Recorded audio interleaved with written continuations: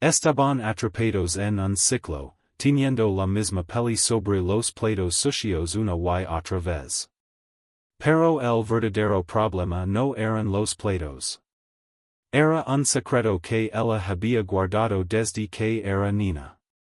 Esta es la historia de como una simple pregunta lo desbloqueó todo. Siempre comenzaba con algo pequeño. Una taza de café en la encimera. Una toalla humida en la cama. Para Mark y Sarah, estas no eran simples molestias, eran los primeros disparos en una guerra que había estado ocurriendo durante años. Una guerra librada en los momentos silenciosos, en los espacios entre un te amo y un buenas noches. Era una guerra de suspiros pasados, miradas punzantes y palabras que siempre regresaban al mismo campo de batalla desgastado, las tareas domésticas. Tal vez conozcas esta guerra. Tal vez la hayas vivido tú mismo. Has tenido la charla de los platos 47 veces, pero nada cambia. Sientes que eres un disco rayado, con la aguja saltando en la misma ranura todos los días. Los problemas pequeños se convierten en pelis enormes. Una discusión sobre sacar la basura de alguna manera se transforma en cuestionar toda tu relación. No estás peleando solo por la tarea, estás peleando por lo que crees que significa. Para Mark, la peli era sobre respeto. Sobre sentir que sus contributions a su vida eran invisibles. Para Sarah, era, bueno, Mark no tenía idea de que se trataba para Sarah. Solo sabía del enojo. Lo veía en la rigidez de sus hombres mientras fregaba una sartén que él había dejado en remojo. Lo escuchaba en su voz tensa y controlada cuando preguntaba, ¿vas a ocuparte de eso? Era un enojo demasiado grande para el delito, una ola de furia sobre una sola gota de agua. Él había intentado de todo. Hizo tublas de tareas, que parecían infantiles y condescendientes. Intentó hacerlo todo él mismo, lo que solo lo dejaba exhausto y resentido. Intentó hablar del tema, pero sus conversations eran como dos barcos señalando frenéticamente en la noche, sin hablar el mismo idioma. Estaban atrapados. El espacio entre ellos, antes lleno de risas, ahora estaba cubierto por una niebla de dolor y malentendidos. Él la amaba, lo sabía. Pero empezaba a preguntarse si el amor sería suficiente. Empezaba a sentir que su esperanza se agotaba, plato sucio tras plato sucio. Lo que no sabía era que la respuesta no estaba en un mejor sistema de organización. Estaba enterrada en el pasado de Sarah, en una historia que nunca le había contado. Y esa historia estaba a punto de cambiarlo todo. Antes de continuar con su historia, debemos detenernos aquí.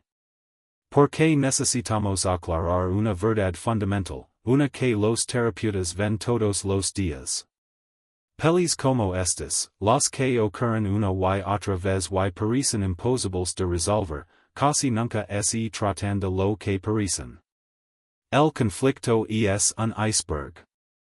La parte que ves, los platos, la ropa, el recuerdo que tu pareja olvidó, es solo la punta. Pero el verdadero peligro, la parte masiva que puede hundir la relación, está escondida bajo la superficie. Cuando una pareja va a terapia, suelen comenzar describiendo el contenido de sus pelis. Nunca ayuda en casa. Siempre me está regañando por el dinero. Pero el trabajo real, el que realmente sana una relación, es indagar en el preciso. El preciso es el motor emocional que impulsa la peli. Es el sentimiento de no ser respetado, apreciado, escuchado o controlado. Piensa en esto. Una taza en la encimera es, objetivamente, un problema pequeño que toma 10 segundos arreglar. Entonces, ¿por qué puede detonar una peli que arruina toda una noche? ¿Por qué no es solo una taza? Se convierte en un símbolo. Puede simbolizar la sensación de que tu pareja no respeta el esfuerzo que pones en tu hogar. O tal vez activa un miedo más profundo de que eres invisible, que tus necesidades no importan. Ese es el preciso. La peli no es trata de la taza, es trata de lo que ocurre dentro de ti al verla. Esto es especialmente cierto para las pelis sobre tareas domésticas, uno de los campos de batalla más comunes para las parejas. En la superficie, se trata de dividir el trabajo. Pero si profundizas un poco, descubres que estas discusiones son a menudo un bajuro emocional. Se convierten en el lugar donde se descargan todas las frustraciones no expresadas. Un desequilibrio en las tareas puede sentirse como un desequilibrio en la relación misma, provocando sentimientos de ser ignorado o de ser el único que leva la carga mental. Y aquí se pone realmente complicado. Nuestras reacciones a estos desencadenantes a menudo están moldeadas por cosas que no tienen nada que ver con nuestra pareja. Están moldeadas por nuestro pasado. Específicamente, nuestra infancia. Como nuestros padres respondieron a nuestras necesidades, o no, cree el plano de nuestras relaciones adultas. Esto es especialmente cierto para quienes experimentaron lo que se llama negligencia emocional infantil, CN, por sus siglas en inglés. A diferencia del abuso o negligencia que implica actos activos de los padres, la negligencia emocional a menudo trata de lo que no hicieron. Es un acto de omisión. Podían prover comida y refugio, pero no respondían emocionalmente. Tus sentimientos eran constantemente ignorados, invalidados o descartados. Esto no es solo una ausencia pasiva de apoyo, también puede ser activo. Cuando estabas triste, tal vez nadie te consolaba. Cuando estabas emocionado, nadie compartía tu alegría. Cuando estabas enojado, te decían deja de dramatizar. El mensaje que aprendiste era simple y devastador, tus sentimientos son una carga inconveniente. Están mal. Como adultos, esto puede ser tóxico para las relaciones. Las personas con antecedentes de CEN a menudo tienen dificultad para siquiera identificar lo que sienten. Como podrían, si toda su vida les enseñaron que sus emociones eran irrelevantes? Pueden temer la verdadera intimidad porque les resulta aterradoramente desconocida, así que se aislan. O pueden luchar con un sentimiento profundo de no merecimiento, lo que los leva a buscar constante reafirmación. Y aquí está el vínculo crítico con Mark y Sarah. Esta historia puede crear reacciones desproporcionadas ante problemas actuales. Que tu pareja deje un plato en el fregadero no es solo una molestia. Para alguien con historia de CN, puede sentirse como una invalidez profunda. Toca directamente esa vieja herida que dice, mis esfuerzos no importan. Yo no importo. La ira que sienten no es trata del plato. Es la ira resucitada de una niña cuyas necesidades nunca fueron vistas ni satisfechas. Este es el mundo oculto que late debajo de nuestras discusiones más comunes. Mark y Sarah no tenían idea de que estaban atrapados en esta red. Pensaban que peleaban por las tareas, pero en realidad peleaban por la infancia de Sarah. Y hasta que Mark no hiciera la pregunta que podía tirar de ese hilo, estaban destinados a repetir la misma peli, para siempre. El punto de quiebre llegó un martes. Un día como cualquier otro, lo que significaba que estaba listo para una peli. Mark Lego a casa después de un largo día, sintiendo esa fatiga preventiva, la que sientes cuando sabes que se avecina una batalla pero no sabes cómo detenerla. Entró en la cocina y allí estaba. El campo de batalla estaba listo. La sartén del desayuno estaba en el fregadero, con restos de huevos revueltos pegados. Al lado, una taza de café. El lavavajillas, noto con una punzada de frustración, estaba limpio. Acero le habría tomado menos de 30 segundos en enjuagarlos y cargarlos. Sintió que el calor subía en su pecho. El mismo gallón, siempre. Vea el desorden, sentia un flash de enojo por la pereza, la falta de consideración. Tomaba intentaba ser la persona más grande, y simplemente limpiaba. Pero el resentimiento hervía. Más tarde, surgía otro problema menor, y ese hervir se convertía en ebullición. Ahí entraban los cuatro jinetes del apocalipsis de la relación, un concepto del psicólogo John Gottman. Comenzaba con la crítica. Mark no decía, me sentí frustrado al ver la sartén.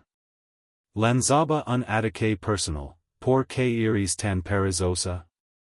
Nunca limpias. No se trataba de un comportamiento, era un ataque al carácter.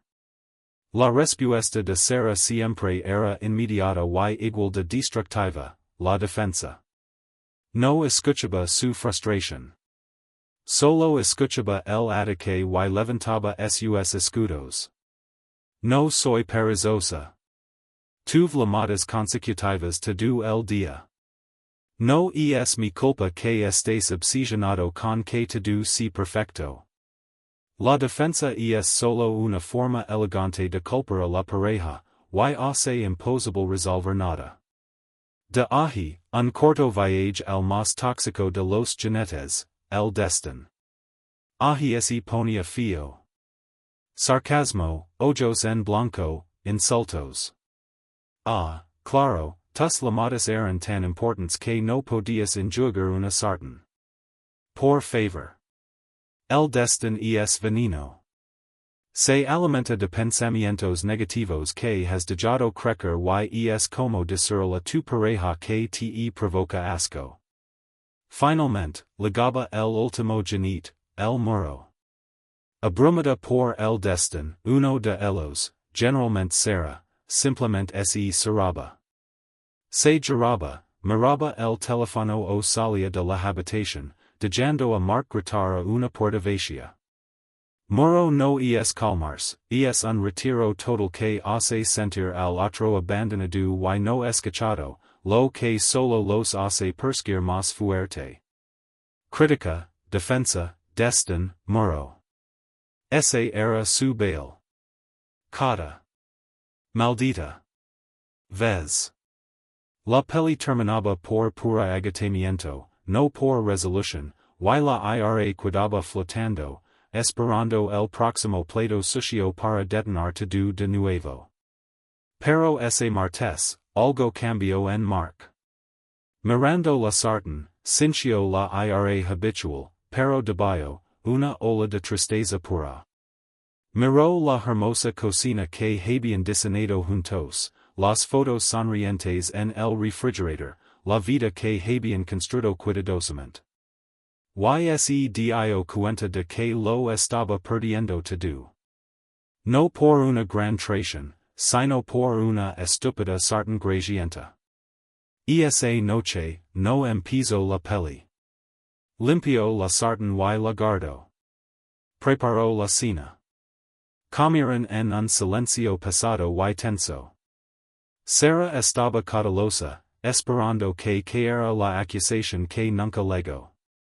Después de la cena, se sentaron en el sofá, un pie de espacio entre ellos cinchándos como un abismo de kilómetros. El corazón de Mark latía con fuerza. No quería pelear. Quería entender. Había escuchado un podcast camino a casa, algo sobre como nuestras reacciones más grandes están vinculadas a la familia. La idea es lo cuento. Se volvió hacia Sara. Su rostro iluminado por el teléfono, expresión a la defensiva. Sabía que una palabra equivocada desataría a los jinetes. Tenía que intentar algo diferente. Comenzó suavemente. Sara, dijo, no quiero pelear sobre la cocina. Ella no levantó la mirada, pero él vio que su pulgar dejó de desplazarse. Está bien, dijo, con tono pleno. He estado pensando, continuó, obligándose a ser vulnerable. Sé que me enojo por el desorden. Y lamento como actuó. Uso un tono terrible, digo cosas que no quiero decir. Intentaba asumir responsabilidad, ofrecer un antídoto al ciclo habitual. Finalmente ella levantó la mirada, ojos entrecerrados. Está bien, repitió. Ese fue el momento. Podía retroceder o adentrarse en lo desconocido. Decidió hacer una pregunta, pero no sobre la sartén y las tareas. Decidió preguntar sobre ella. Solo me preguntaba, dijo, con voz suave y curiosa, esto va a sonar raro, pero, cuando eras niña, ¿qué pasaba en tu casa cuando había un desorden? La pregunta flotó en el aire. Tan inesperada, tan diferente de su guión, que pareció desarmarla. Su postura defensiva se suavizó. Su seno se frunció, no de enojo, sino de confusión, y algo más, un destello de memoria. Ella guardó silencio largo tiempo. Él pudo ver una batalla interna en sus ojos. Él resistió la urgencia de llenar el silencio, explicar, disculparse. Solo espero. Y entonces, en un susurro casi inaudible, dijo, cool. Mark sintió un sobresalto. ¿Qué quieres decir con cool? Sara dejó su teléfono. Abrazó un cojón contra su pecho, pero sus ojos por primera vez se fijaron en los de él. Cool cosa, aclaró, voz temblorosa. ¿La de mi mamá o la de mi papá? En ese momento, Mark supo que acababa de encontrar una puerta. No tenía idea de lo que había detrás, pero sabía que, de alguna manera, acababa de jalar la llave. La historia salió lentamente, con vacilación. La voz de Sara era quieta, despejada de la ira y el desdén habituals. Era la voz de una niña. En la casa de mi mamá, comenzó, con los ojos fijos en la pared detrás de él, todo tenía que ser perfecto. Perfecto. Dijo la palabra con un peso hueco. Mi padrastro, era obsesivo. No podías dejar nada fuera de lugar. Llegaba del trabajo, y antes de decir hola, recorría la casa. Estaba inspeccionando. Mark escuchaba, su propia frustración desaparecida, reemplazada por un horror que iba en aumento. Imaginaba a la pequeña Sara, congelada, esperando el veredicto. Si encontraba algo, continuó, con la voz quebrada, perdía la cabeza. No era solo gritar. Era una rabia fría y aterradora. Tomaba el objeto, un vaso en la mesa, y lo sostenía frente a nosotros. Mi mamá, mi hermano, yo. Y decía, ¿de quién es esto? Su voz era tan baja, y esa era la parte más aterradora. Significaba que la explosión venía. Tomó un aliento tembloroso. Gritaba que éramos perezosos, irrespetuosos. Llamaba a mi mamá con nombres horribles. Avisas tiraba cosas. No hacia nosotros, usualmente. Solo, a la pared. El sonido de un plato rompiéndose, era la banda sonora de mi infancia. Mark se sintió enfermo. Lo peor, susurro, era sentir que era mi trabajo detenerlo. Trataba tanto. Limpiaba durante horas después de la escuela, antes de que él llegara, limpiando encimeras que ya estaban limpias, acomodando almohadas. Estaba en patrola. Pero nunca era suficiente. Siempre había una amiga, un calcetín detrás del cesto. Y era mi culpa. Siempre era mi culpa. Y de repente, Mark lo vio. Los últimos 10 años de sus vidas en una luz clara y horrible. Vio a Sarah, no como su esposa enojada, sino como esa niña aterrorizada, on de patrola, intentando desesperadamente mantener todo perfecto para evitar una explosión de rabia. Pero ahora, la rabia no venía de su padrastro. Venía de él. ¿Y en la casa de tu papá? Preguntó suavemente. Una risa amarga salió de ella. La de mi papá era lo contrario. Después del divorcio, simplemente, se dio por vencido. Todo un desastre. Cajas de pizza, montones de correo, ropa por todas partes. Ali, el desorden significaba otra cosa.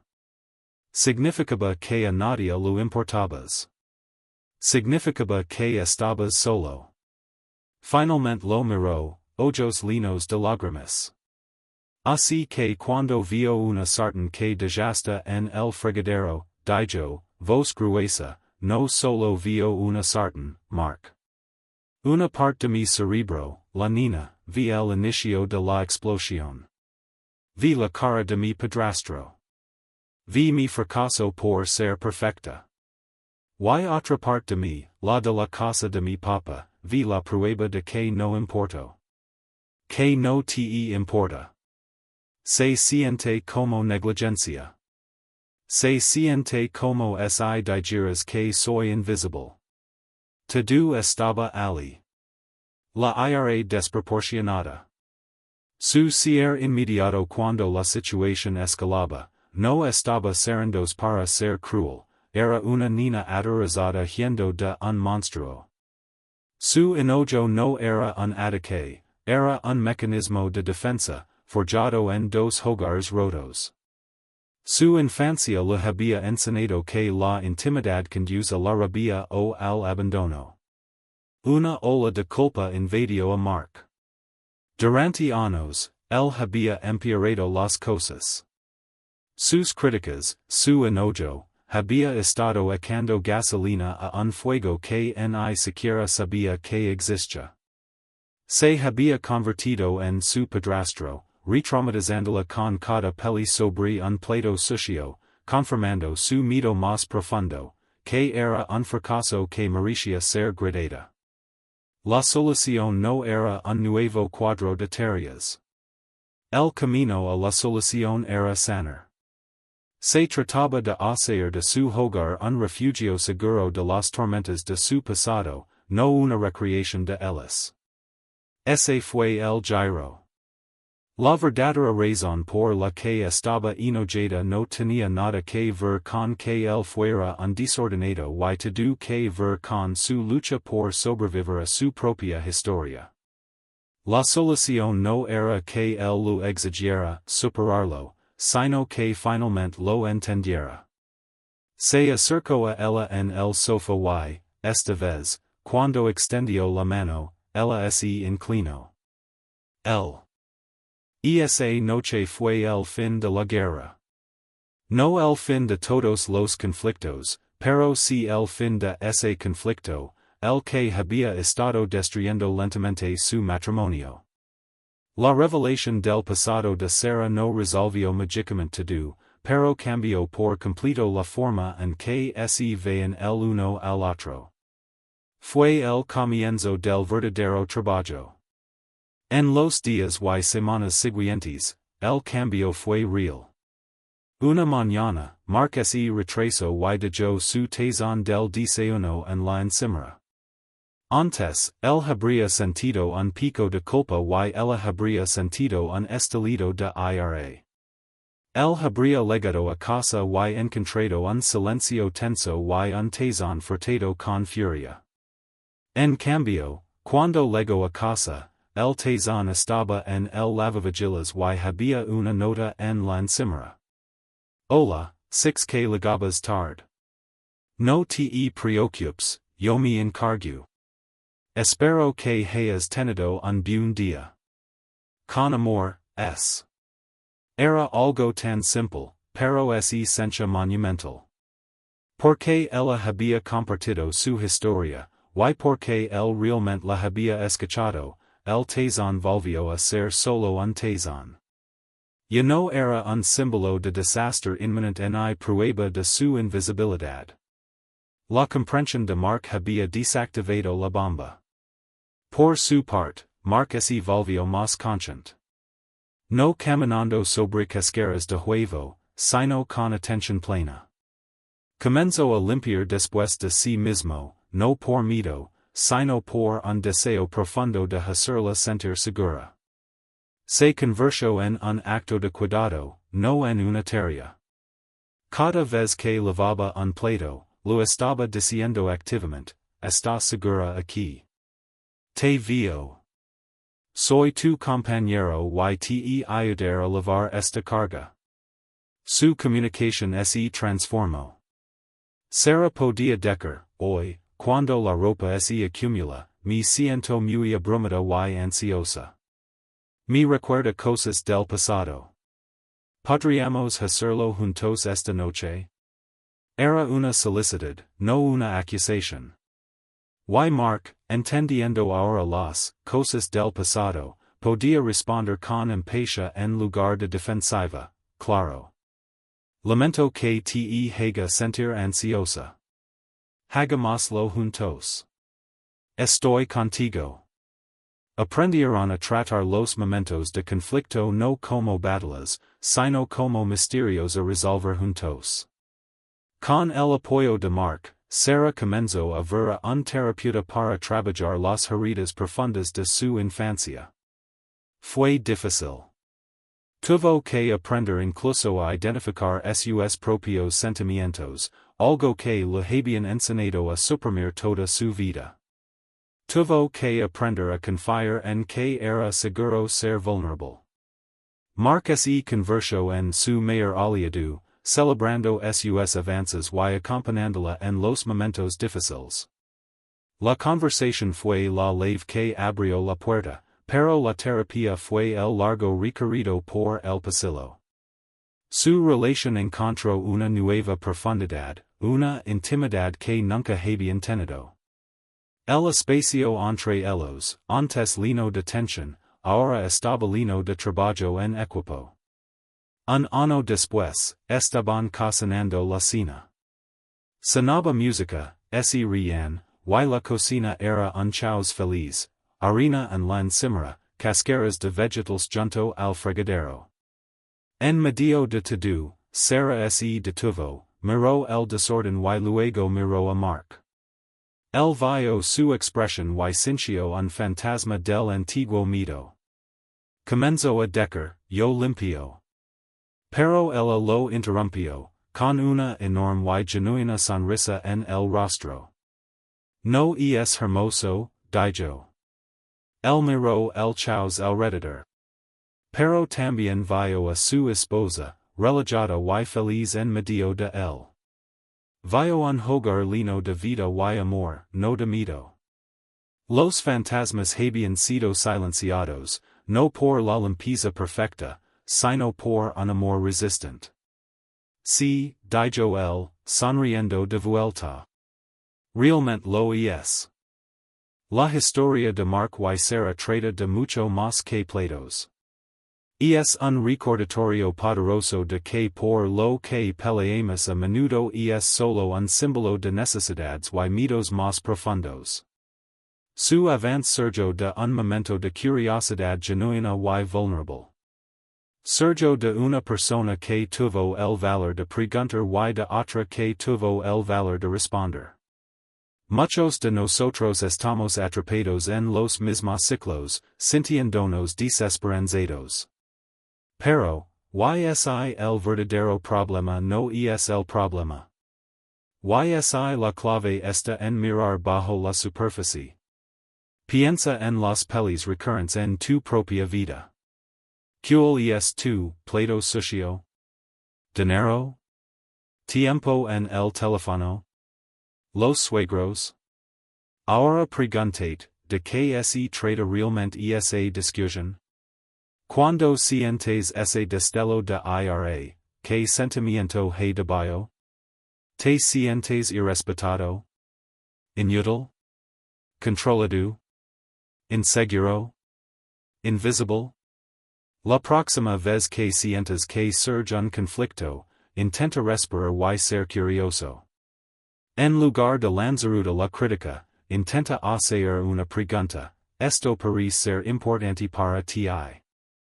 ¿Puedes ayudarme a entender por qué, qué sientes cuando hago eso? Cambia de acusación a indagación. Y eres tú quien tiene la gran reacción, sé curioso contigo mismo. Haz los 5 porqués, una técnica para encontrar la causa a raíz de un problema. Estoy furioso porque no saco la basura, ¿por qué? Porque siento que tengo que hacer todo, ¿por qué? Porque siento que no vi cuanto hago, ¿por qué? Porque si lo viera, ayudaría más, ¿por qué? Porque me siento totalmente solo, ¿por qué? Porque sentirme solo en una relación es mi mayor miedo. Y de repente, ya no estás hablando de basura. Estás hablando de un miedo profundo. Esa es una conversación que realmente se puede resolver. Este es el trabajo. No es fácil, pero es el camino hacia una conexión más profunda y resistente. Así que aquí está mi llamado a la acción. En los comentarios abajo, comparte una de dos cosas. Si te sientes cómodo, comparte una historia de un giro inesperado en tu propia relación, un momento en el que te diste cuenta de que una peli se trataba de algo mucho más profundo. Si no estás listo para compartir una historia, solo escribe una palabra, curioso.